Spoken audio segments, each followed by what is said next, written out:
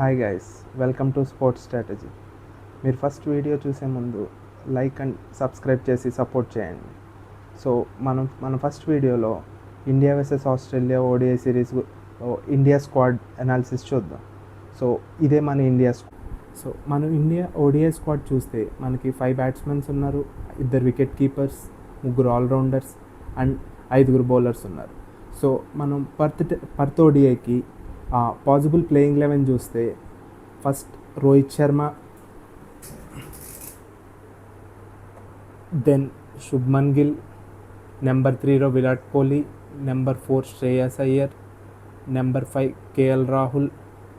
So Perth కనుక మనకి fast bowling allrounder అవసరం ఉంటుంది, ప్లస్ మనకి 6 బౌలింగ్ ఆప్షన్స్ ఉండటం అవసరం కనుక అక్షర్ పటేల్, నితీష్ కుమార్ రెడ్డి.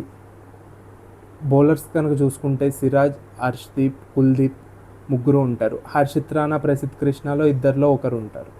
సో ఇది మన possible playing 11 for first ODI against Australia. మీరు మీ ప్లేయింగ్ 11 ఏమనుకుంటున్నారో కింద కామెంట్ చేయండి.